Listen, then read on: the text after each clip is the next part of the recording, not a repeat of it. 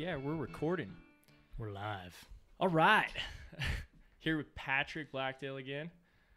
You were on, we did episode 4, I think it was, and we talked about guide school and everything and just how you were going to go about that. And we talked during the season that went okay for your first round. It did. Yeah. Thanks, man. Yeah, definitely. I don't know if I helped at all, but you did. Yeah. And thanks for having me back here, man. Yeah, for sure. Like I brought up earlier as well, it's a lot harder to get people to talk on a podcast than I thought. And so that's been a struggle trying to figure out, you know, who to talk to, what about, and what to do. And so you've kind of been that like almost anchor for a little bit, where it's like, hey, Pat, like, dude, I need somebody to talk to. Or, hey, do you want to do a podcast? Like, let's figure out something for you, man. Yeah. So that's been sweet. And like, even when we talked yesterday, I was like, what do we want to talk about? Like, I don't know, man. Like, let's figure it out. And you came up with a pretty good idea. I feel like I like it. I was into it. I'm stoked on it. Me too. Thanks. So I'm glad I have your input. And you're like, all right, dude, let's do this. Yeah. Yeah. So Pat came up with this idea of doing our top 10 flies and kind of going back and forth and talking about our top 10 favorite flies. Or we discussed a little bit outline of how we wanted to do it. Pretty vague. Yeah, really. Pretty vague. I put a couple like little things in there like, hey, let's do this. Like, let's try and make sure we have a variety of dries, nymphs, maybe streamers, whatever. And then we're actually going to flip a coin to see who kind of goes first and talk about our flies. And we're going to discuss kind of, I would say, just go into what we want to do with our flies, how we fish it, when we like to fish them, what we like to fish with it, whatever. That's how I just describe kind of what we're doing. Hey, sounds great. Go. Let's do it. This is like the beginning of a football game. Yeah, right. So basically the layout is we kind of made up a rule where we can't repeat any flies. So if Pat says one, I'm not allowed to say it after that. So we have a list of our flies and a couple backups. I don't know how, I haven't seen your list. You haven't seen mine. We have no idea what these flies are going to be, but these Scout's honor. Yeah, exactly. But yeah, there's definitely going to be some repeats. So I have a couple on my list that are like, all right, just in case, you know, these are my next favorites. These are my second favorites, you know, or whatever. The bottom of the box. I definitely like, I know when we talked about this yesterday, I got home late from work last night, but I was like, dude, I got to start writing some stuff down. I did the same thing. It's like, I got to get some stuff out of my head. Like I like this idea. Yeah. But I struggled. Yeah. Dude, I had so like a lot of contemplation in my head, like, all right, is this really one of my favorites? Is this worthy of the top 10? And it's like, do I want to tell people about this one? Exactly. You know, it's like, this one's maybe too good too. where I don't want to tell. Like, so I almost have some backups where it's like, all right, this might be something we talk about off the air. Perfect. So I'm like, dude, I don't know. These are too good. Like, nobody knows what these ones are. Very few people, fish certain flies. But I have one that for sure that you might have seen, but I'm going to talk about it. It's really hard to find. I'll go into it when I talk about it. I don't think you'll say this one, but so basically, yeah, we're going to talk about some flies here, our favorites. I guess coming from two guides, coming from Patrick, who works in the fly shop, sees a lot of different flies. I think you have an advantage on me that way, where you might have a little bit more creativity there, where it's like you might see some more flies just because, you know, not working out of a fly shop. Like, yeah, I could see where you're coming from.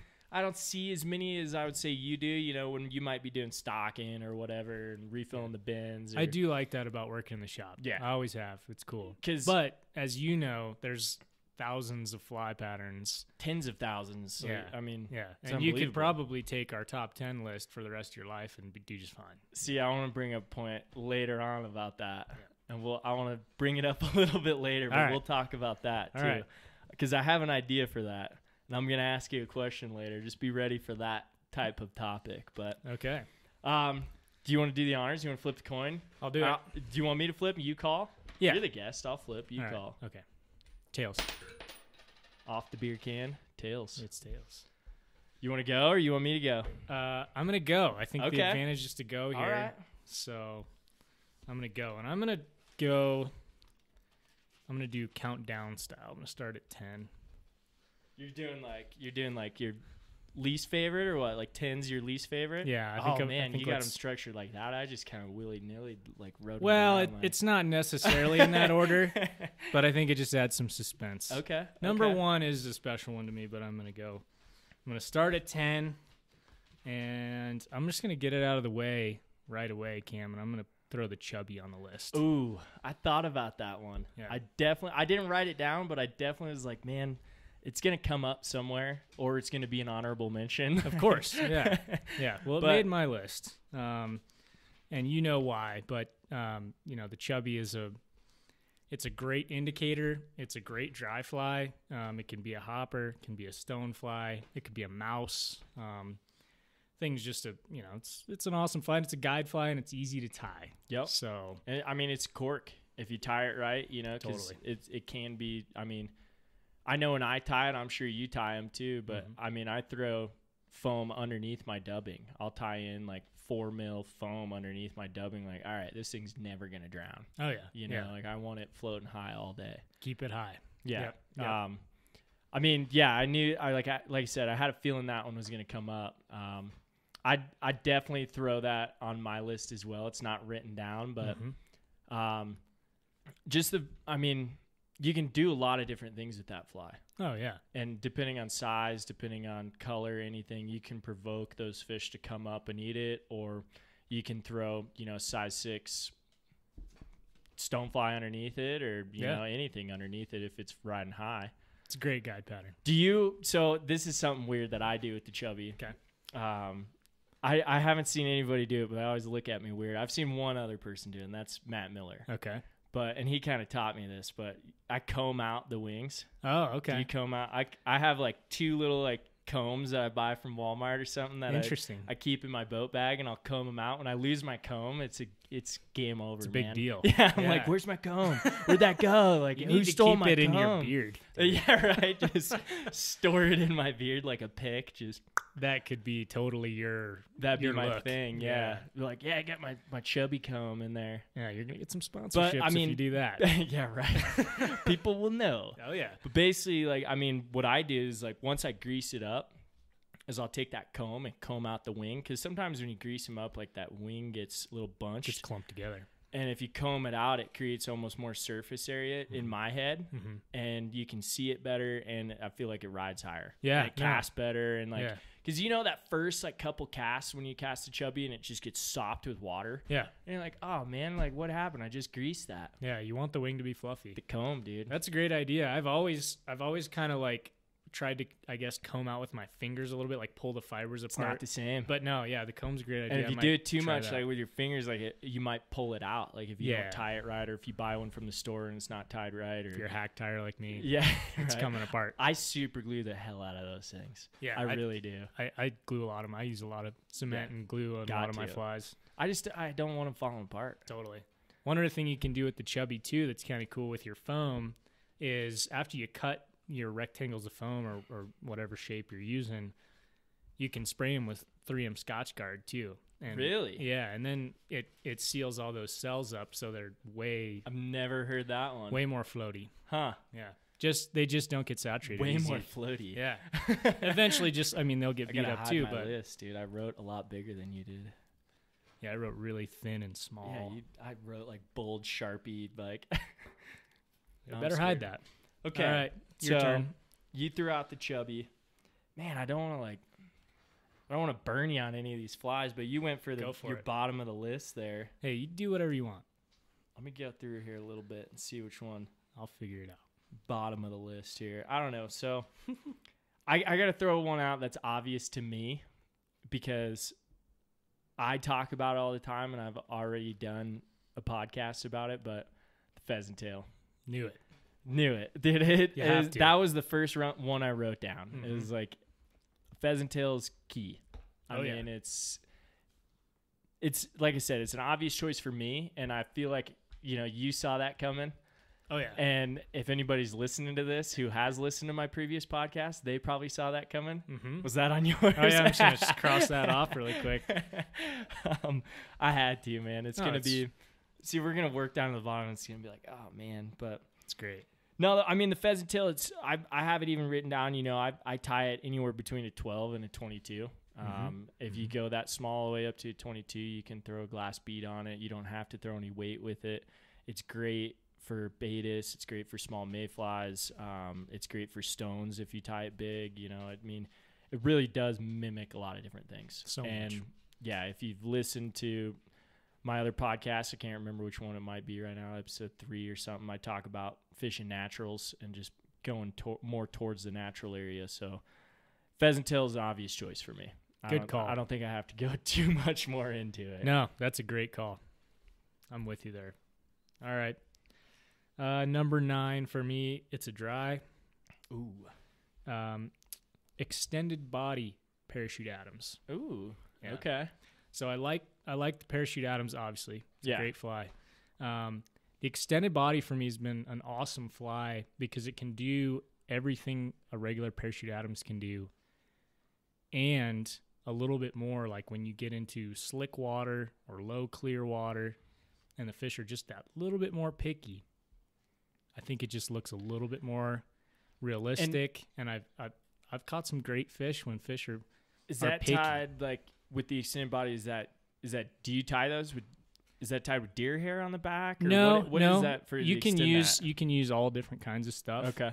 Foam is a good one. Oh, okay. Little tiny sliver of foam. Yep. Basically. I gotcha. That's the easiest way. That's how I tie it. We're gonna have to talk about. I'm gonna have to show you a fly here later. Yeah. I'm not gonna talk about it on here yet, but okay. I have a fly I think you'll like. That's a lot like that. And then they sell like pre-made extended bodies too that are like a synthetic material too. But I think MFC has a lot of those. I feel like. Mm-hmm. Yeah. So, but I love that fly, man. And same thing, big Drake patterns. Yep. Down to small Betis patterns, runs the gamut, PMDs, all that stuff. So, and do you tie it in the natural? I mean, just the regular gray, like the Parachute Adams. Do you tie it in different colors? Or? That's typically what I do. Yeah, just like your dun color. I heard of a cool one, like a hare's ear Parachute Adams. Okay. Tying it in hare's ear dubbing instead, and just a little bit. It's just a little bit different coloration. Just almost gives it. If you use the right hare's ear, I feel like it's a little bit more buggy. Definitely, yeah. I haven't tied any, but I've seen them and they're pretty badass. Huh, that's cool. I'll write that down. All right, well, you went for the dry. I'm going to talk about that just a little bit too. So I had a feeling you're going to bring up Parachute Adams. That's I feel like that's on a lot of people's lists of those flies that are just like these are staples in boxes. You know, like everyone has a Parachute Adams. You know, and even on guide trips, you know, I'd be throwing a Parachute Adams right now if I was you. Like exactly. Yeah, I understand that completely. So I have a dry written down that is one of my staples for a caddis pattern. It's the Furimsky's Fluttering Caddis. Oh, okay. Have you seen that one? I think so, yeah. So Ben Furimsky is based out of Crested Butte, Colorado, which isn't far from us in Gunnison here. Dude, got the dog in between the legs wagging the tail. But the Fluttering Caddis, it's definitely on the list where it's like you don't want to tell too many people, as I'm saying it on the podcast. Good thing nobody really listens to this. Yeah, your secret's safe. Yeah, it's very safe. I'll tie this bug like anywhere between 12 and 16. But basically what it is, I mean, it's on a conventional dry fly hook. It's got a little bit of foam on the back, like just a little pinch of foam. And then you tie it actually with deer hair. You do a little wing material like you would for a hopper or something like that in whatever color you want. You can do it in white, tan, yellow, depending on what color caddis you're trying to mimic. Same with the foam. You can go black, brown, tan, yellow. And you actually use deer hair instead of elk hair on it. It spins better. It stacks a little bit easier. And I've seen one video online that shows you how to make it. That's where you know it's kind of cool. You're like, oh, there's only one video that shows you how to do it. So if you're going to search it, look up Furimsky's Fluttering Caddis. But the cool thing about it is it floats high and dry. I mean, it's got foam, it's got deer hair, it's got wing material. It's pretty hard to beat that, you know. And the thing about dries that I was I'm glad you brought up the parachute Adams a little bit, but I've moved a little bit of my dry fly tying towards flies I don't have to maintain as much. Oh yeah. And that's why I tie a lot of foam dry flies. Nice. Things that I'm like, I don't want to have to keep shaking this all day, especially if you got a client or somebody, you're trying to teach how to throw dries, and, it's a little bit harder for them to keep it riding high. It's a game changer. I mean, that fly, if you learn how to tie it right, you can crank them out. And there's only 3 materials to it. It's super easy, and I'll show you some of those too. They're money. Sweet. But nice. All right, so there's my one of my main dries. All right, I like it. Furimsky's Fluttering Caddis. Good. Okay, I'm going to go to a streamer now. Ooh, streamers. Just to cover all. See, I haven't done an intro. You went first, so I like being able to counteract what you're doing. I'm like, okay, I'm going dry fly. Cool, I'll go dry fly too. Yes, it's fun. Okay, one of my favorite streamers. It's a Home Invader, and it's a really simple tie. It's dumbbell eyes. It's basically dumbbell eyes, marabou, and dubbing, like a synthetic dubbing. The way I tie it, I think the real pattern has a little bit more going on. I tie it really. I'm not a huge streamer junkie anymore. So like everyone tells me all these streamer names. I'm like, yeah, there's a million of them. Oh, it's insane these days. Yeah. I didn't mean to interrupt you there, but it's okay. No, I'm like, Home Invader. Okay, I've never heard of this one. All right. Well, it's an easy tie. It's a really I just think a sexy looking streamer, and it's one that, since it is so easy, if I lose one or if I put a client on it and they lose it, not that you lose that many streamers anyways. Hopefully not. But if it gets beat up or whatever, I'm not worried about it because it's just it's simple materials. Yeah. And just a cool streamer. So, yeah, I don't have too much more to say about it, really. It's just check out the Home Invader. It's a good fly. I'm going to have to check that out. I'm going to have to write that one down. Yeah, I mean, I'm not going to lie. I only have one streamer written down.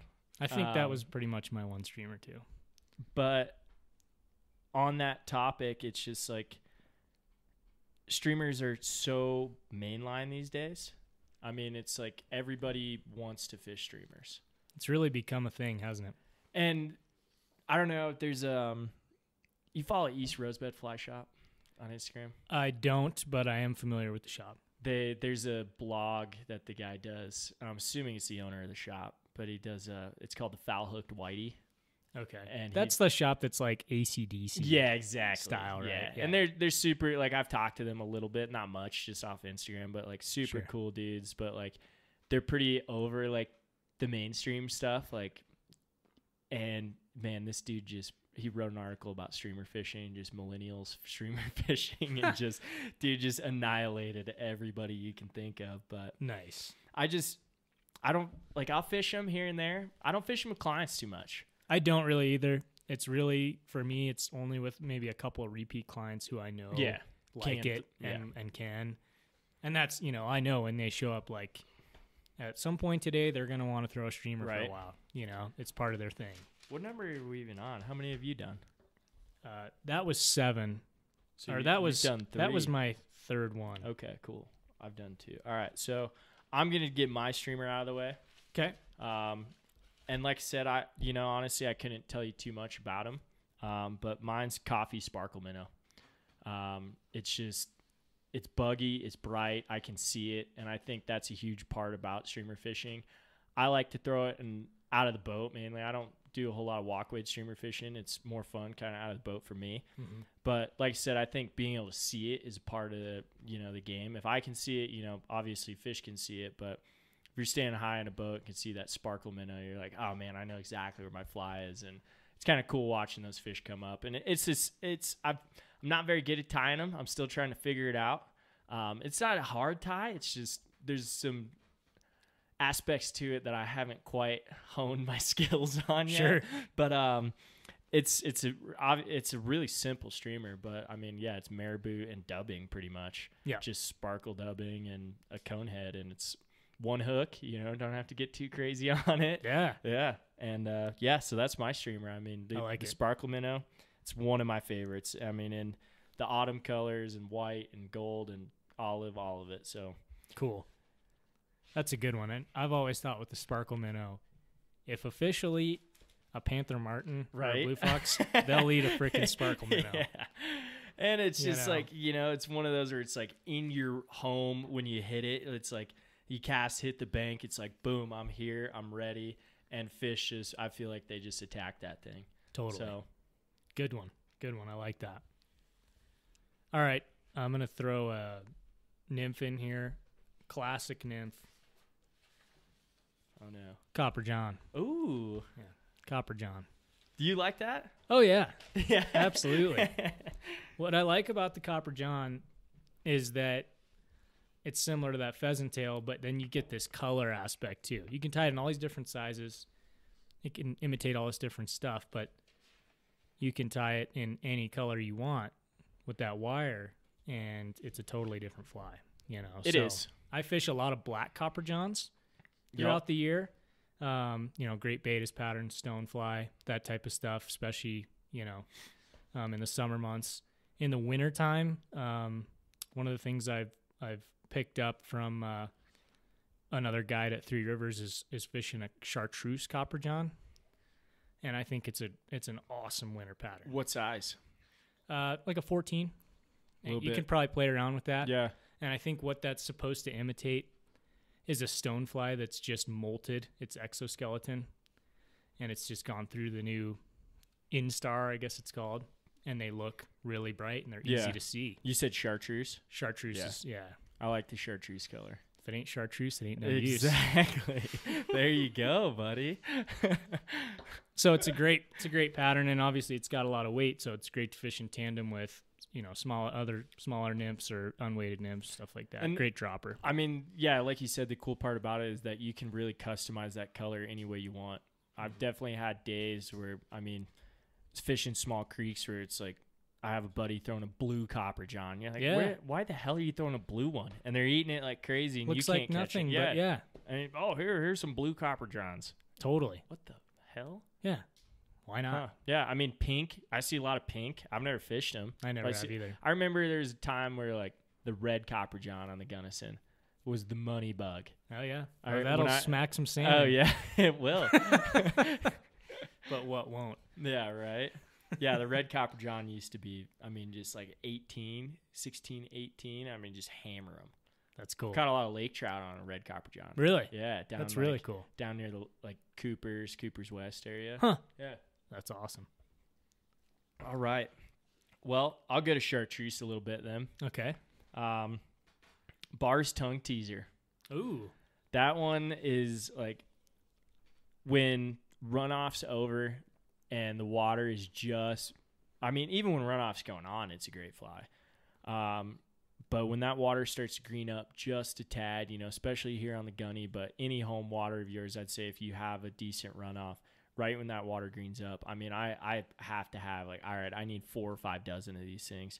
Because, with clients, with yourself, you're just going to lose them just because, obviously you're fishing a little bit dirtier water, but I like to throw chartreuse wire on it. Nice. So most of them are tied with like the gold wire, I think, or copper wire, but I'll throw the chartreuse. Maybe that's just personal preference. I don't know if it does any different. But it's pretty much a bigger Copper John, except you're throwing dubbing on it, peacock dubbing. But I used to fish the 20-incher stone a lot. Oh, yeah. And I moved away from the 20-incher stone to the tongue teaser because materials. Okay. The 20-incher tied with regular peacock curl would just fall apart on me. Sure. And I could never get it where it wouldn't fall apart. After 4 fish or so, it's just deteriorated. Shredded. You're not catching. You can catch fish on it still, but it's toast. Mm-hmm. So I went to the tongue teaser because it lasts a little bit longer, and the materials are, you do a dubbing loop and can wrap that dubbing tight, and it's not going to fall apart. Nice. So that one's got to be probably, I'd say, close to one of my favorite nymphs. Nice. Is the tongue teaser. Cool. Yeah. I don't fish that. No? No, Good. I don't fish that, but yeah, exactly. Good. Right? More for me. Exactly. I might have to now. Yeah. So you're giving away some things that's like, oh, never even would have thought about that one. Share the wealth. Yep. All right. I can't really remember what number we're on now because I'm kind of going out of order, but. Yeah, me either. I think I did 4. 1, 2, 3. I've done 4. Okay. So this will be my 5th one. Okay. Number 5 in the countdown for me is going to be an RS2. It's a good one. It's a great fly. I don't have it on my list. Okay. Thank God. It's definitely an honorable mention. I was like, man, do I do it? What a great fly. The RS2. It's really easy to tie. Basically just thread, microfibet tail, a little bit of dubbing, and whatever wing material you want to do. I like the sparkle wing. I also like just a basic CDC wing. You can tie it all different colors, but I mostly fish like gray, black. It's a great trico pattern too. It is, yeah, absolutely. Could be a midge. Yeah. So who knows what trout really think it is, but it's small and they eat it a lot. Yeah, they do.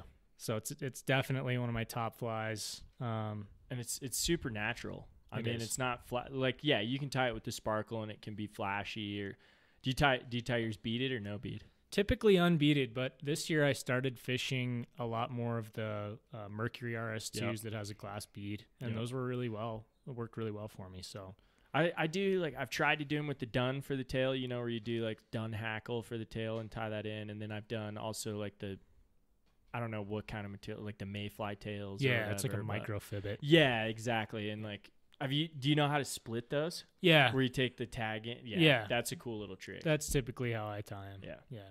I love that pattern. Yeah. No, it's sweet. I definitely like, every time I tie them though, I'm always so weird about like proportions and everything when I'm tying, and I'll tie like 2 dozen of them and put them in my box and then go to fish. I'm like, I don't like this anymore. I need to go buy some store-bought ones. I'm Dude, like, it doesn't look right there with you. Doesn't look as good as it should. Like, it's not going to catch fish. I'm so with you, man. It's weird, dude. It is weird. It would catch fish. It's just being self-conscious about dumb shit. Yep. No, totally. I did that same thing, actually, with a bunch of RS2s. I tied a bunch of RS2s, 7-8 dozen RS2s a couple winters back. And then I didn't have confidence in them for a couple of seasons, and I was buying a lot of them and stuff. And then the past 2 years, I just burned through all the ones that I tied, and I was like, oh, they actually do work. Yeah, they do. Fish are just eating these just as well. So it's just so funny how it gets in your head, though. And I get a size thing about the RS2 as well, where if I tie them too big, let's say I tie them in a 20, when I'm like, I really need a 22 right now. Right. I can't fish this one. There's no way. Yeah, they're not going to eat this. Like, why would they eat that? It's a 20, not a 22. Yeah. And I get in my own head, and it's dumb. But it's easy to do, man. That's just tying, I guess, too. And just being picky. But when sometimes the trout aren't picky and you're just... Definitely. It's hard to experiment on the water, especially when you're getting paid to catch people exactly. fish. Like, ooh, can't try that pattern. Yeah. I've never fished that one yet. So. Yep. Man, the RS2. That was definitely... It was one of mine where I thought about. I tried to go a little out of the box. I'm glad. Yeah, no, it's good. I think you're being a little more unconventional, which is good. We're getting both sides of the coin. I was nervous that we were going to have a lot of the same flies. I was too. I'm going to save this one. I'm going to wait. Okay. Because I know we probably both have it. Okay. But I'm going to wait. All right. You hold off. Yeah, I'm going to hold off. I'm going to go back to another dry that I like to fish. Perfect. And I found out that you can find it relatively easy around town, and a lot of different shops carry it. Jaeger's 409. I don't know it. It's a stimmy pattern, but it's got a ton of foam, ton of hackle, ton of wing. It takes a little bit to tie because there's so many materials. But it's one of those bugs. You can look it up, and it's spelled YEAGERS, Jaeger's 409. And it can come in yellow, black, brown. But the cool thing about it, it's got tons of foam on it. It's super buggy. It's got nice legs. It's got hackle. It's got elk hair or deer hair, whatever wing material. It's got McFlylon. It's got, you can tie it high vis. You can tie it low vis. You can tie it however you want. I typically tie those between a 10 and 14. It's a great, just kind of a tractor pattern. You can even throw a small dropper below it, which is sweet. But I have found a con with it. Okay. Even when I tie them or I buy them, because I had to do an experiment, like, okay, is it just me? Am I tying them weird? And it spins tippet. If you tie it like as your first fly, you're usually okay. Mm-hmm. If you tie it as your back fly, like smaller or something like that, it'll spin that tippet, and it just is a cluster. Interesting. So I don't know if that's just the way. It's super strange, but they both do it. Maybe it was the tippet I was using at the time, but I break it out on certain occasions, and I usually only use it as like that point fly on a dry fly rig. Like first fly, then I throw something smaller behind it. That way they can see it or whatever. Oh yeah. Yeah, it's sweet, man. Nice. Jaeger's 409. It's one of those kind of kept secrets. That's like, all right, like this is a fly that floats high and dry, and it's easy to maintain. I'm gonna check that out. Yep. Do you skate when you fish like you bigger dries? Do you skate a lot? Yeah, I do. Yeah. I do it a lot in the Mend. Okay. I've been working on my dry fly fishing a lot. I got to attribute again Matt Miller, old blunt mouth, to that, kind of getting me in more into the dry fly fishing. But the Mend is key, dude. Like being able to mend that fly and if you're fishing a double dry rig, like being able to mend both flies and manipulate them is key, and being able to skate them a little bit and whatnot. But I've grown a lot towards dry fly fishing. It's an art, man. It is, and it's so much fun. Dude, it's awesome. This year was an incredible dry fly year. Unreal, dude. I mean, Unreal. can we talk about that for a second? Yeah, that was, I mean, almost record low water on the Gunny. Yep. Second? It was like second lowest year we've ever had on the Gunnison in history. Yeah.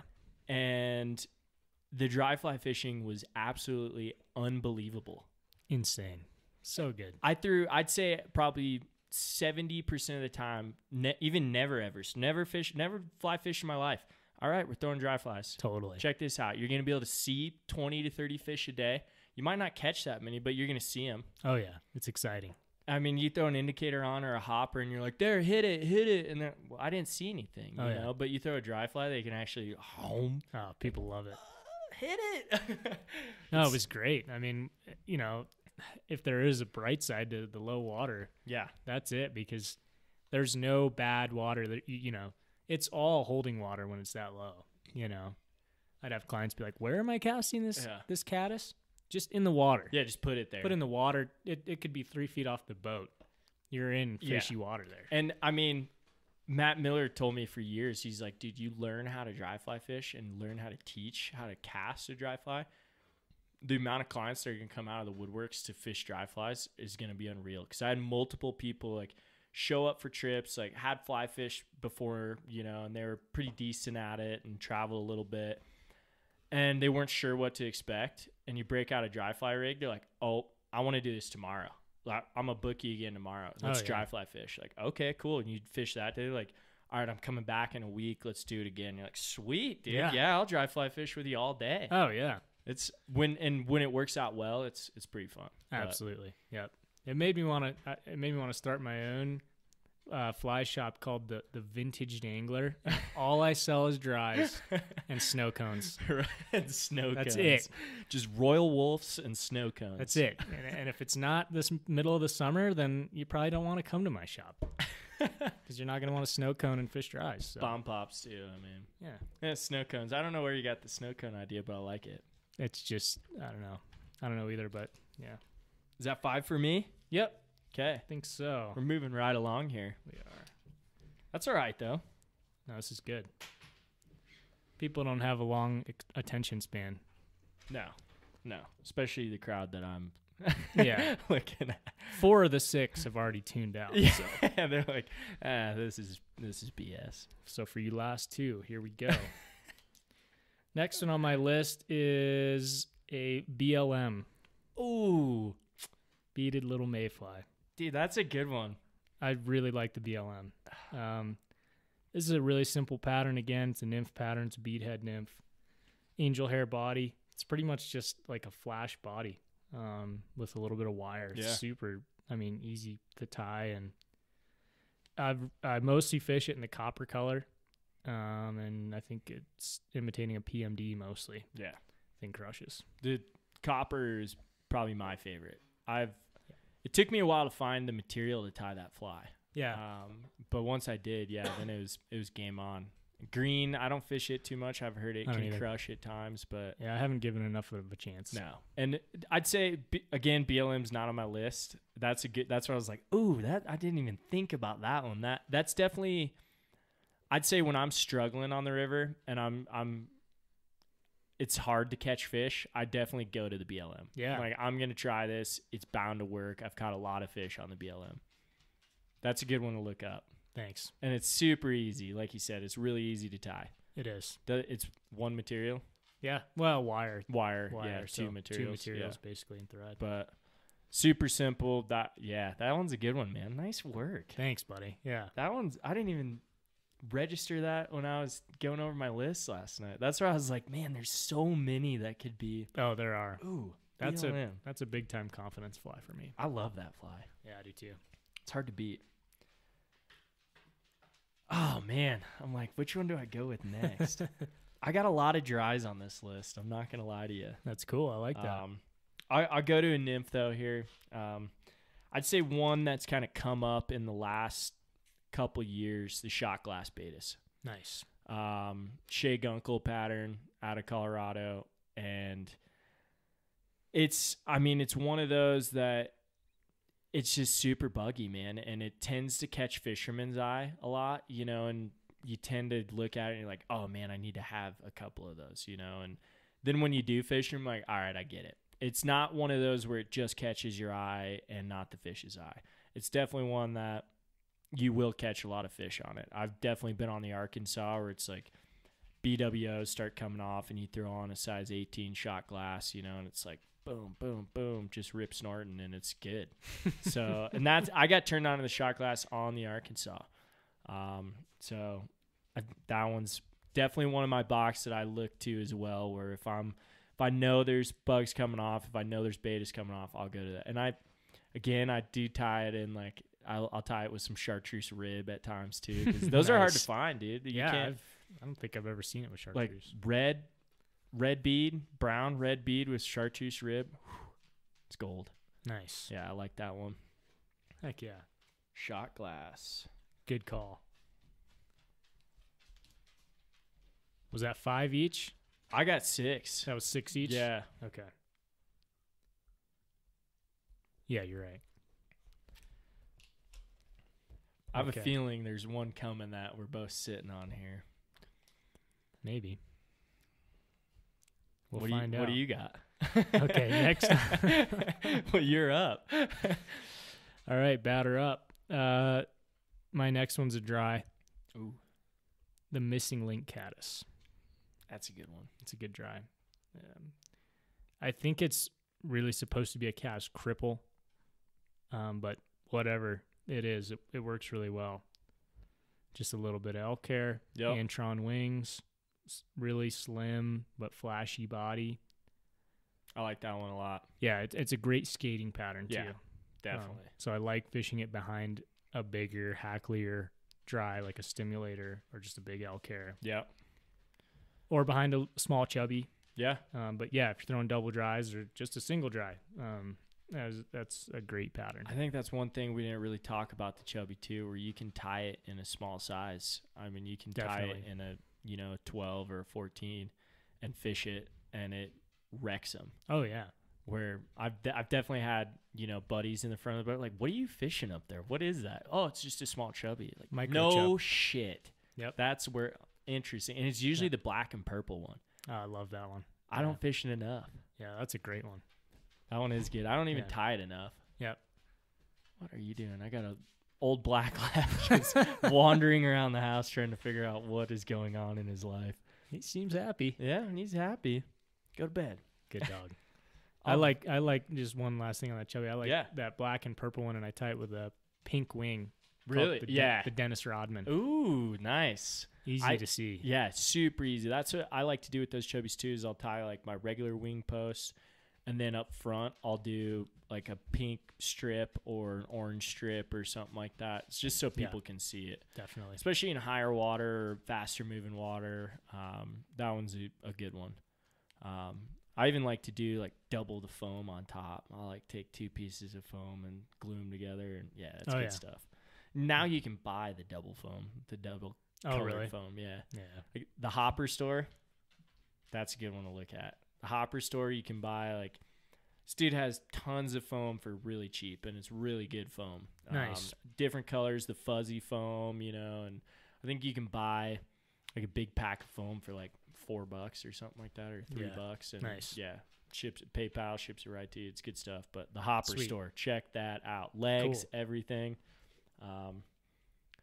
Yeah, he's got tons of barred legs. And all right, a little quick Hopper store. Put that in there. But I'm not sponsored by the Hopper store. Maybe not yet. Not yet. All right, so you just did the missing link caddis. Yep. That one's a good one. I like that a lot. I'm still saving the one that I think we both got here. I'm gonna go back to a dry again, and I'm gonna do, dude. I've been on a Furimsky kick, man. Nice. The Furimsky foam drake. Yeah, dude, that one's. Some people call it the boat drake. Some people call it the BDE drake. It's different things, but that foam, man. It's hard to venture away from the foam. Yeah, that's a sick pattern. It's just, it floats so high. It's so buggy with that extended body foam.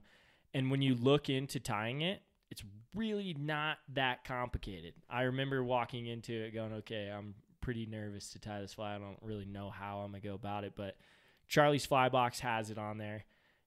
Once you figure it out, it's pretty simple. And it's not a lot of materials. But high-vis wing, you can even throw pink on the wing up front too. Oh, yeah. And like, I mean, I tie that. I've tied it in 10 to 14. And I've definitely had days where it's like I'm throwing double Furimsky drakes, Oh, yeah. Those are good days. Oh, dude.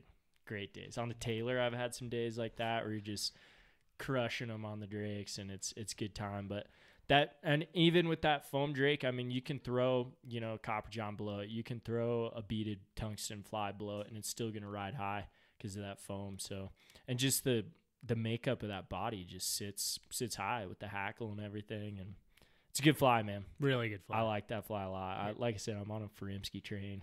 Great local tire, man. He's only got like 4 patterns, but it's good stuff. Very good. I've talked to this venturing off a little bit, but I talked to a buddy the other night who's like, "Oh yeah, I grew up with Furimsky. Great dude." I was like, "Dude, I'd love to talk to him about dry fly fishing on the podcast." So he's probably not listening, but this is a shout out to Furimsky. Hey man, love to have you on the podcast and talk dry fly fishing with you, because I feel like he's a hidden gem in just sitting in Crested Butte, just ski bum fishing, dude. This dude was telling me he wins the long cast at the Caddis Cup every year or something like that, or the dude can just cast a mile. Nice. I've never seen him fish, but I've met him a couple times. Super cool dude. But Furimsky dries, look him up. That's cool. He'll come on here. Hopefully. Once he hears that shout out, he will. I don't know where he's gonna hear it, but yeah, well, probably tomorrow. I'm gonna send it right to his inbox, just DM, be like, "Hey, listen to this podcast, dude." Yeah, give it the okay before we publish it. Yeah.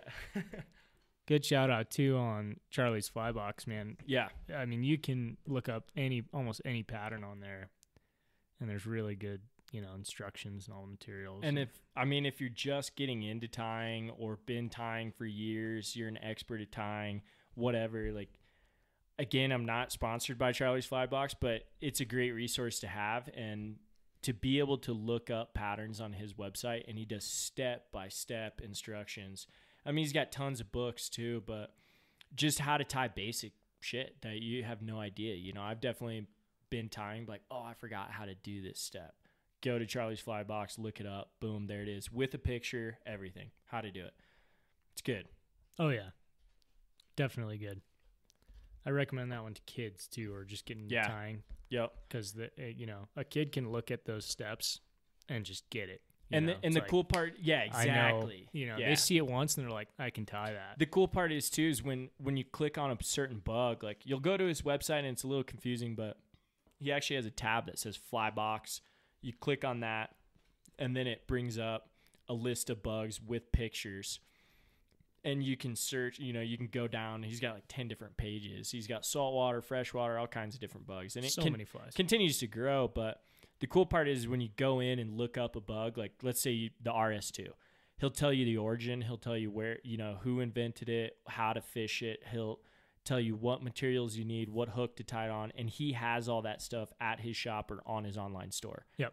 And so you can actually even click a button, or I believe you can, where it's like, buy materials for this bug, pretty much, and he'll set you up with all that stuff, which is cool. Super cool. Have you ever been in there? Yeah, I have. Nice. Yeah, it's a cool little shop. I mean, it's a fly shop, but it's a tying shop. It is a tying shop. I met him in there. It was cool, and he was there. Nice. He was reorganizing his bins. He was doing the shop rat work. I met him once at it was an Umpqua thing down there, and where is that at? Louisville. Louisville, is that how we say it here? Yeah, Louisville. Well, not in the South. Louisville.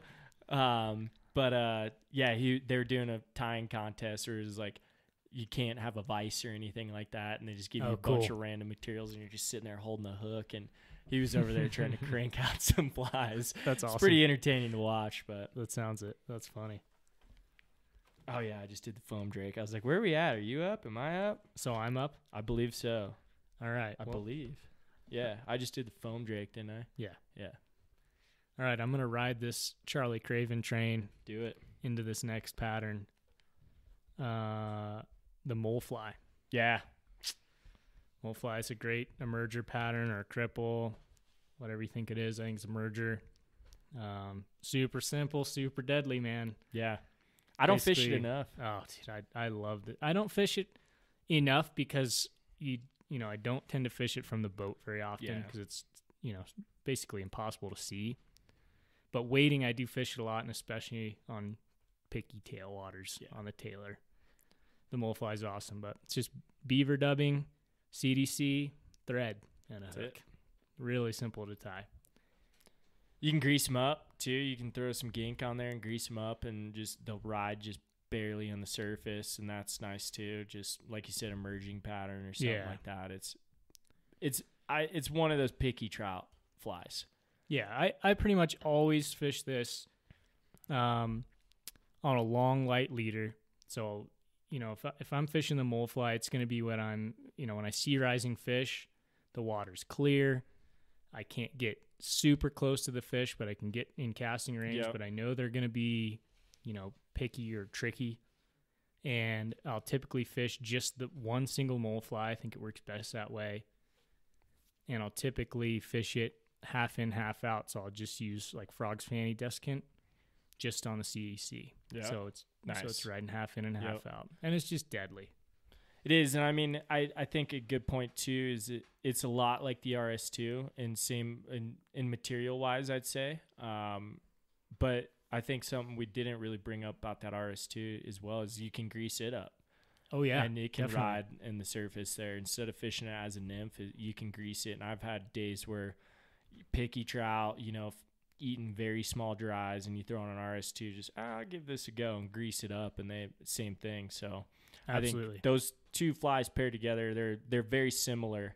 But yeah, you can fish them a lot of different ways, which is cool. Definitely. Yeah. Good point. You can drown a mole fly too, and I've got some really nice fish drowning a mole fly too. Yep. Just looks like a bug that's stuck in the shuck. Exactly. It's just it's deadly. Buggy. Yeah, definitely that one's buggy. A good one, man. Yep. Yeah, not gonna lie, I don't tie too many of those or fish them too much, and I need to. The Taylor is the only reason I do. Yeah. And I mean, you're up there kind of in the heart of the Taylor where it's easy to access, and you go do that a lot, which is cool. Yeah, I'm lucky. I literally live right there. Yeah. So that's nice. Mole fly. All right. I'm going to go ahead and bring one up that this is the one I've been sitting on. Okay. And this is another one that, I definitely threw some out of the box flies in there, but the Pat's Uber legs, dude. You had to. I had to. Glad you did. It's one of those that it's a staple, I think, in every guide box. and it's one of those flies you can fish year round. And it's probably one of those flies, I think, on every one of my rigs besides a dry fly rig, it'll be on there. If I'm throwing a hopper dropper with 2 droppers, it's on there. Yep. Nymph rig, it's on there. Unless it's a certain thing, where I'm like, all right, I need to throw 2 size 22s, or I'm fishing tailwater or something like. Yeah. The Pat's rubber legs is there. Some people call it a girdle bug, pickle bug, but it's definitely one of those where it's like, all right, before guide season, you're tying, 10, 12 dozen of these things. In different sizes, colors, because you can never have too many of them. And you can, I talked about it in one of my episodes, but you can fish them almost like streamers. You can swing them. It's just super buggy, easy to tie. It's 3 materials plus some lead wire, or however you want to tie it. But it's a staple, and it's, like I said, it should be in every guide box around the West. It should be in every fisherman's box, at least have a dozen of them, I'd say. I mean, you can't, it's like, it's always there, man. You fish it all the time. So good call. Had to. I was like, on my list, you numbered yours, but I just kind of went through my, pheasant tail was number 1. Yep. Uber legs was number 2. Nice. And I call it the Uber legs, but it's the Pat's. I like that. Yeah, it's I noticed the Pat's that. rubber legs. I just call it the turd. It's a turd fly. Pickle, the Clausen, you can call it all kinds of shit. Good call. I did 8 so far. Yeah. Okay. So we're on to number 9. I'm going to do zebra midge. Ooh, thought about it. Yeah. I thought about it too. It's kind of one of my backups. But it's a great pattern, and for the same reasons. I mean, it's a guide fly. It's easy to tie. Looks like a lot of different stuff, and you can really get creative with the colors you tie it in. Definitely. So it's easy and it works. Yeah. What more is there to say? Yeah. Why fix what ain't broke? I mean, exactly. It fishes like a son of a gun, and it can be used for a lot of different applications. Tailwaters, freestones. I mean, if midges are out, it's bound to work. Yep. Yeah. Do you tie? I like to tie mine in tungsten beads. Yes. Yeah. Yes. Absolutely. Yeah. I tie them in glass beads as well occasionally, but the tungsten, I don't know. I have better luck with the tungsten. Maybe just getting down in the zone. Who knows? Yeah. I don't tie them with glass beads too much. I maybe should experiment with that, but no, I usually tie them to be a small, heavy bug. I think, for that bug, in my mind, I have a lot of confidence because when it's heavy, you just get that little bit more strike detection. There's a little less slack to that small bug. Yeah. And so definitely you pick up those subtle strikes quicker. Yep. I could see that for sure. Again, another staple in a box. I think that's kind of why we're going over a lot of this too, is just kind of these are flies that either we like or that are in our guide boxes, or they should be staples in your boxes. Where you're like, hint, hint, these are flies you should have. And I feel like zebra midge is definitely one of those people like, oh, come on, like, of course I got zebra midges. It's too easy. Yeah, but it is one that definitely people, I don't think they think about enough at times too. Yeah, yep, definitely. But it's simple. It works. It's good. I like white too, tying them in white. Oh, okay. That's a good one. Nice. Yeah, white with copper. I like that. Nice. I haven't done that. But purple, black, yeah. brown, they're all midges, any color. Yeah. It's crazy. Fish eat them. Yep. Fish eat small stuff. I'm getting down to the nitty gritty here. I feel like I didn't get enough. I know. I didn't write down enough. After we do our 10, we should each do one up and coming fly. Ooh, I don't know. I'm gonna have to think about that one. I'll be thinking about that here. But we don't have to, but no, we definitely can, because when you turn it up to 10, sometimes you want to just go to 11. Spinal Tap. I'm gonna have to grab a beer real quick. Let's do it. Do you need a beer? Please. Okay, I'll grab a beer. I was gonna say I don't know what you should talk about while I grab a beer, but you want me to? I think you got it. I'll do a monologue then. Well, I'm sitting here in Cam's recording studio, also known as his dining room table. And for those of you who don't know this about Cam, he's actually a really, really good chef. And when I got over here, he greeted me with some bacon-wrapped duck that he had harvested. It was absolutely to die for. It had mango and jalapeno also within the bacon wrapping. Thank you again. Yeah, dude, definitely. Like I said, I got some elk too. I mean, it's ready to rock. We can do whatever. It's up to you. You're the man. But yeah, dude, I figured, I mean, you're coming all the way out here. I live outside of Gunnison now, so you're in the sticks. I'm in the sticks, dude. I'm way out here on to meet you. I barely have internet to upload this podcast. Might have to go to the library. Yeah, might have a special trip. Go down to the college and upload the podcast for everybody. But yeah, dude, I figured you'd come all the way out here. I appreciate you getting on the podcast and talking with me because, like I said, it's definitely tougher than I thought to find people to do it. I talk to a lot of people, or I don't know what it is. I mean, I get a little nervous doing it too. I mean, it's weird kind of sitting down and just staring at somebody and talking, but once you get into it, it's pretty easy. Yeah, it's fun. Yeah, it's not too hard. So again, appreciate you coming on. You're the man for doing that. Thanks.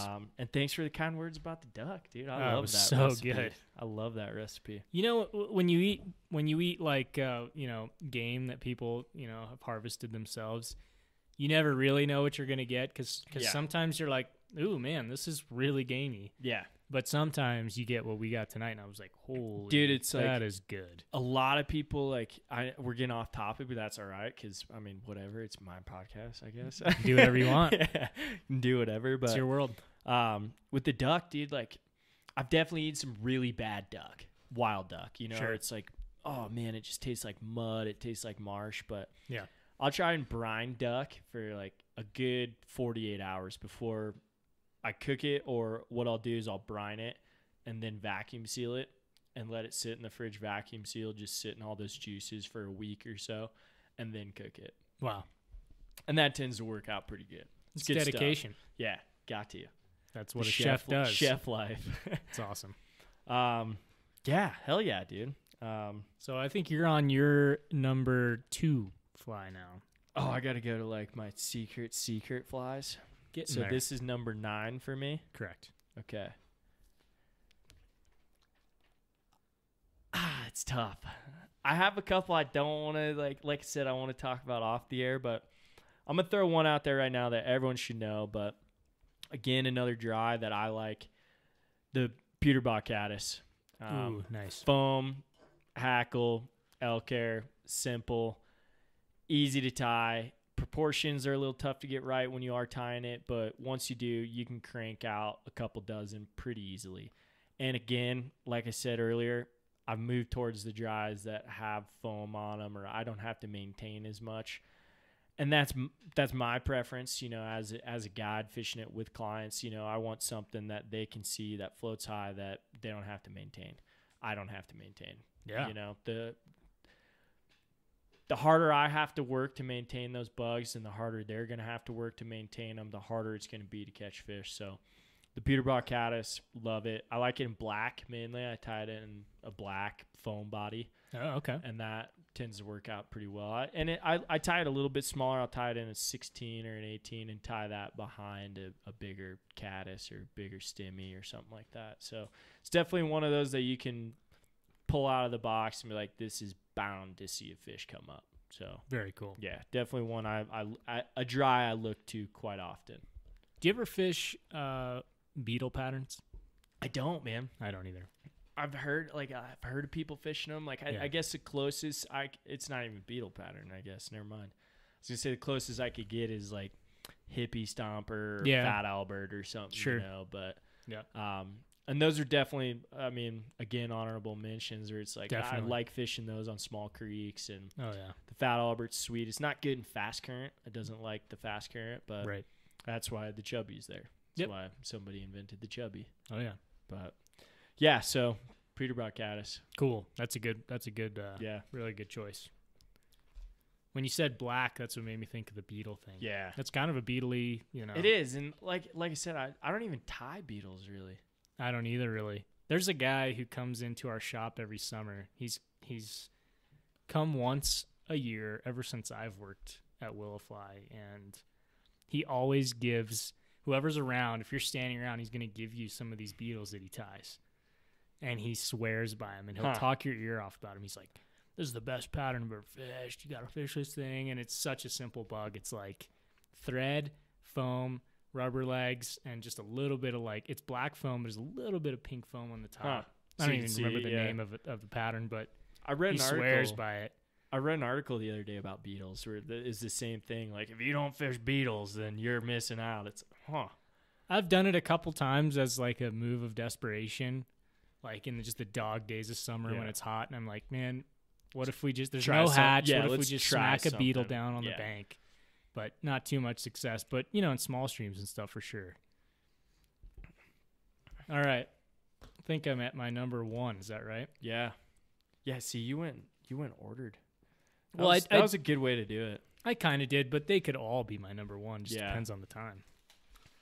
But this one is kind of near and dear to my heart. This is an old school pattern. I learned about this when I moved to the Gunnison Valley. Some of the old sages that I fished with here taught me about this pattern and sweared by it. And I've had a lot of success with this. And what's cool about this bug is you can actually tie this a lot of different ways. You can tie it as a dry, you can tie it as a nymph, tie it as a wet fly and swing it, and you can even fish it as a streamer. I'm trying to think of what this could be, but I have no idea right now. So this is the all-encompassing fly. It's the Western Coachman. Yep. That's a good one. And it's derived from the Royal Coachman. It's an old school pattern. Typically, I will fish this, just because I'm guiding. Typically, I'll fish it either dead drift as like a stonefly nymph, or I'll fish it as a small trailer behind a streamer. And it works really well that way too. But it's a super versatile bug. And it's really cool, and it's so simple, and it's kind of like the Pat's rubber legs. When you look at this fly, you're like, that thing's dumb looking. Yeah, it looks stupid, but it works. It works, and I don't know why it works. Like, to me, if you were to say you can fish this Western Coachman or you can fish a Prince Nymph, 10 out of 10 times I'd take the Western Coachman. And the Prince Nymph is kind of just. It's a new version of a Western Coachman, I feel like. It's the same materials almost. Yeah, it's same color scheme. Really everything. Similar, right? Yeah. But to me, I have so much more confidence in the Western Coachman. Yeah. But I think nowadays, it's a totally underrated fly, and it's actually kind of hard to find. It is. Commercially. Yeah. You pretty much kind of have to tie it, but it's a pretty easy tie. That's a good one. It's crazy to think about, too. I've definitely been through, my dad's old fly boxes, my grandfather's old fly box, stuff like that, or stuff that's been accumulated over time and just sat in bags for 20 years, and you go through and you're like, this is what people used to fish? I know, right? Like these are flies but then you think about it now and you're like, yeah, I could see it. Totally. That would work. Yeah. And imagine breaking out those flies now and, fishing them and like, Yeah, it works, man. Yeah. It totally works. I tell you what. Crazy. Go into Burfields, man. I know we talked about Burfields last time we were on podcast here. Yeah. But they're going to have some of this old school stuff, and it still works. Just got to fish it, man. You got to get in the water, see if it works. And he would have something like that. Oh, yeah, he would. He's probably got boxes of shit like that. Or it's just old wet flies that are just tied with duck feathers and peacock and just random crap put together, but they work. Oh yeah, if you're willing to risk the hantavirus to dig to get them, go for it. Go into that shop and check it out. That's awesome. Man. Shout out to Burfields again. Yeah, again, there you are. So I'm definitely down to the nitty gritty here because I should have went in order like you did, kind of numbered it. I feel like you have been doing that though. You've been a little bit, yeah. I've been on the fly. Jumping around a little bit, yeah, and organizing on the fly. I've been going through different notes and like, okay, which one did I forget to write down that I need to talk about? Cam's literally got 4 different notepads in front of him. I do. That's not an exaggeration. No, it's not. And I usually have that at all time when I'm trying to like figure out. So like, okay, it's on this one, it's on that one, it's on this one. This one is, it's not necessarily, I wouldn't say a staple. And I won't lie, I don't know the real name of the fly. Ooh. This is the hard part. It's hard to search. I can tell you where to find it. I'm not going to though. Good. We need one secret. This is definitely one that I'll tell you is a secret that I will say on air. Again, it's Matt Miller that he showed me on the Ark. Those boys know some flies on the Ark. Dude. Yes, they do. The amount of bugs over there is just unbelievable. Such a healthy river. And I think that being able to be good at fishing the Ark can be tough because there's so many bug options that it's hard to figure out just what they're eating. But this is one that I know is a staple in his box. And again, Matt Miller, I don't know if you're listening, but I won't throw it all out there because it is a hard fly to find. Pat's getting his pin ready. He's already taking notes. He's always called it the hydropsych caddis. Okay. And we call it the hydrostoke, just joking around, but so I have it written down as a hydrostoke, but it's weird if you search hydropsych caddis on Google, there's things that come up, and it's a different kind of caddis. I believe it's a web spinning caddis, but they sit a little bit higher in the column, and they use these webs to pull food, algae, different kinds of stuff like that, and be able to eat off of it. But it's a bug that sits higher in the column. Again, I know where you can find the pattern, and I tie it myself now, but the materials are pretty hard to find to get it. I'll show you one after the show here, Pat. But sweet. It's a cream colored caddis too. Okay. But again, it sits a little bit higher in the column, and when you're seeing, usually the only time I fish is when you're seeing a lot of caddis out flying around and bouncing on the top of water, but you're not seeing fish eating them. Or you're throwing dries, you're not getting anything to come up and eat those dries. Yep. The hydropsych, it's like, yep, this is the fly I got to throw right now because it just sits, it sits in that right part of the column where it's almost like those caddis coming up and hatching. Unweighted bug? It's got a bead on it, but it's a brass bead. Yeah. And you don't throw any more. Yeah, so it's not real heavy, and you don't throw any more weight on there when you tie it. It's got some soft tackle and some flash, and it almost looks like that caddis kind of coming out of that casing, kind of getting ready to hatch. Yeah. Yep. And again, like I said, I don't know the real name of it. I can show you where to find it. And maybe I will, but it is one of those secrets that Matt Miller's like, dude, this is one you can't show too many people. But again, you can search it on Google, hydropsych caddis. You're not gonna find it. Yeah. Which is crazy. And I've always known it as the hydropsych. Yeah. Because it was a hand-me-down fly. Like, here, you got to check this one out. It's called a hydropsych. So I don't know the real name.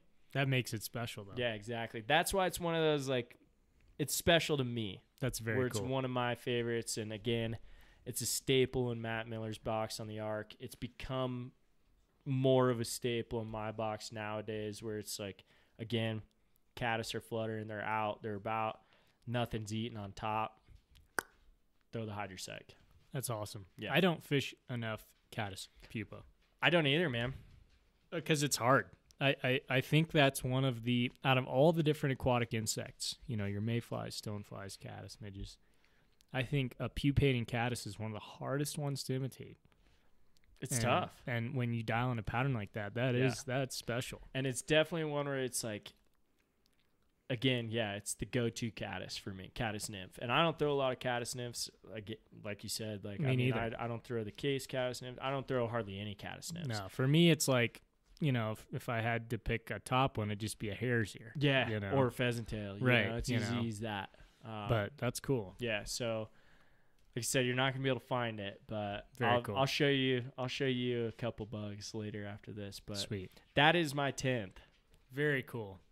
Good list, man. Same with you, dude. I thought we were gonna have more that were gonna No, we overlap, but I think we thought about it a little bit too much, but that's good. It was good. Yeah, I learned some things. I thought the worm was gonna come up. Yeah, I did too. I thought you were gonna say. I almost had the worm on my list, but I was like, the worm. Like, I like the worm, but I don't love the worm. We were gonna give each other a hard time. Yeah, if exactly. The other guy said the worm. I can't say the worm, but yeah, you feel like a total douche. So, here's what I thought about: if you had 5 flies to fish for the rest of your life, okay, would they be on that list? Ooh, yeah, I think so. I mean, I think if I had to pick 5 from this list, I think I could catch fish the rest of my life.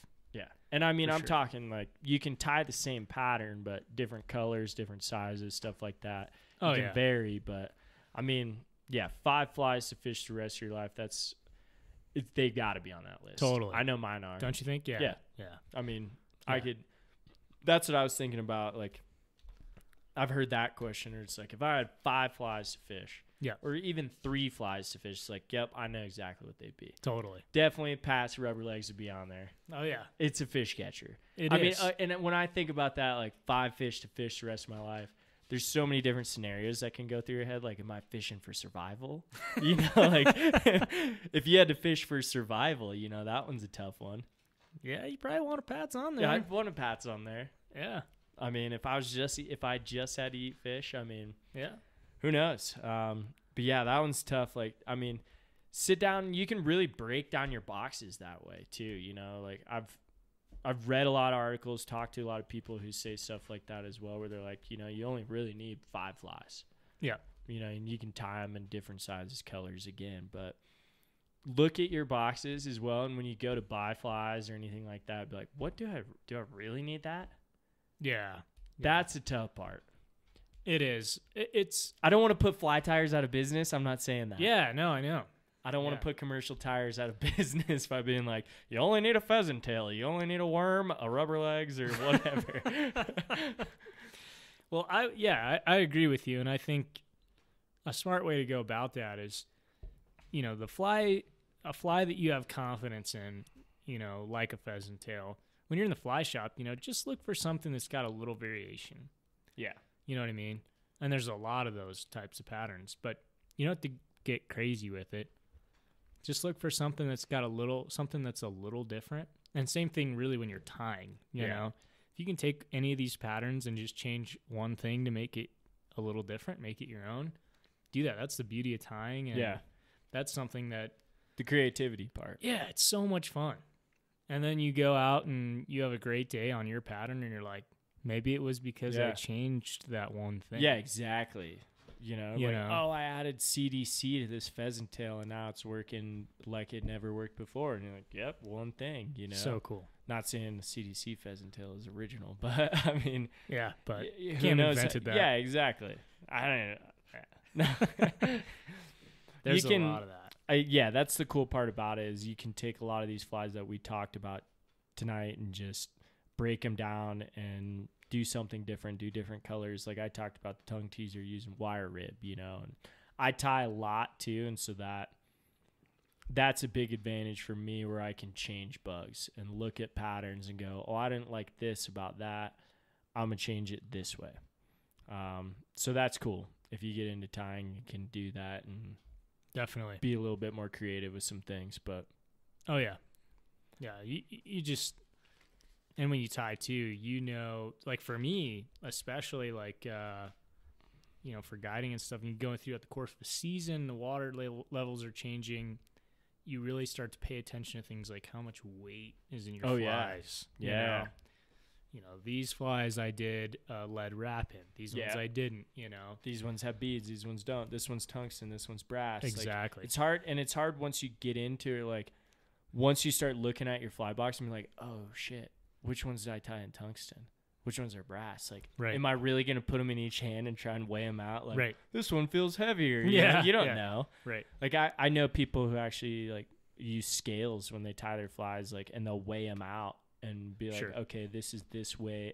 And then they categorize them in boxes, which is getting a little too anal. But, I mean, especially as a guide, I think you have to at times because, you know, our jobs rely on it. You know, that's what we're passionate about, is catching fish and watching people catch fish. And if you go out there and you don't catch anything, and it's like, that's a tough day, you know? And like, it might not be, it's not the day that clients are looking for, you know, obviously. So we have to think a little bit more about it. But I know, like, when I start tying, like, winter, I mean, it's coming up where I'm going to get bored, and it's like, all right, I got to start cranking out flies every day. You know, I'll tie for at least an hour or two every day, and even at night or whatever. Yep. But you start to think about, like, okay, what flies do I need for the beginning of season? Yep. How many of them do I need? What colors? I'm going to start there. And then I'm going to start going throughout the season. Okay, water level's starting to drop. All right, now what do I need? Okay, now we're in fall. What do I need there? So actually, I'll make a list and, like, put it right at my fly tying table. I'm a list guy. Me too. With all the notepads I have, I'm a list kind of guy. So I'll actually make a list of, okay, I need this many of this fly in these colors. I need this many of this fly, and I'll break it down through season. And I know there's certain flies that have been brought up, like tonight you brought up flies that I'm definitely going to research and tie. And, you know, like, it's one of those things that as a guide, I think you have to do. And if you're passionate about it, I think being a tyer and getting into that it kind of changes the game a little bit for you. And it makes it more your thing too, you know, like, I mean, I know when I fish or guide, I like to tell clients, I think it's true too. I like to believe it's true, but I usually tell them about 80 to 85% of the flies we fish are my ties. There's certain ones I just don't tie. Oh, yeah. You know, I'm just like, hey, I need these, but I don't tie them. Like, I mean, 2 bits. Yeah. I just can't ever get it right, so I'm like, I'm not going to tie 2 bits. Yep. But... and occasionally you need a dozen of them. Yeah. Oh, yeah. They're expensive and they suck to buy, but you need them. Come to Willowfly Anglers. Yeah. We don't charge extra for 2 bits. Plug it. Yep. You don't? No. Oh, I'm coming up there next then. Come get our 2 bits so you get the guide price with no extra charge. Heck yeah. That's good to know. Great streamer prices too. I believe you've told me that before. That you guys have better streamer prices than anybody. The reason is because we are on the Taylor and we sell so many small midges and stuff, which are cheap, right? Yeah. For us to buy. And so we can offset that by charging less for our big flies, nice. our more expensive flies. That's sweet. That's just awesome. So you guys know. Yeah. Give you guide discount. Come on in. If you're 3 Rivers Willowfly Anglers. Check them out. Check them out on Instagram. Yep. Pat's always on there updating it, fishing. Where were you fishing the other day? The east. You're fishing the east? Yep. No, you're we fished the east and we fished the Gunnison. We went and scouted out a couple of our lease properties. Okay. Yep, on the east and the Gunny. The east was a little tough, but I think it might have been a little early in the day. Yeah. But it was really cool. It was snowy and it was fun. I saw that. Looked sweet. Yeah, and then we went to the Gunny and we stuck some fish on the Gunny. Nice. Yeah, and that was it was cool, man. You know, it's funny seeing it at winter flows right now. You're like, oh, it looks like it did all summer. Yeah. We could float it right now. Oh, yeah. But no, there's some places where you're like, I won't cross right now in winter.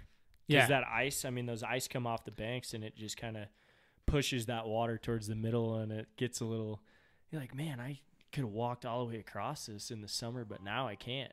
Yep. Seems like there's more water. I think there is because nobody's irrigating. Yeah. Yeah. Also that, yeah. Pretty wild. That's a huge thing, too. We can talk about that on another one. We will. Let's do this again. Yeah, definitely. This was fun. It was cool talking about our different flies, and I learned a lot. Hopefully everybody else did. But, yeah, Pat, thanks for being on the podcast. Patrick Blackdale, look him up. Instagram, look up Willowfly Anglers. The dude's pretty entertaining. He's got some funny shit to say. Yeah, thanks for joining us, guys. Thanks, Cam. Yeah, good definitely. times.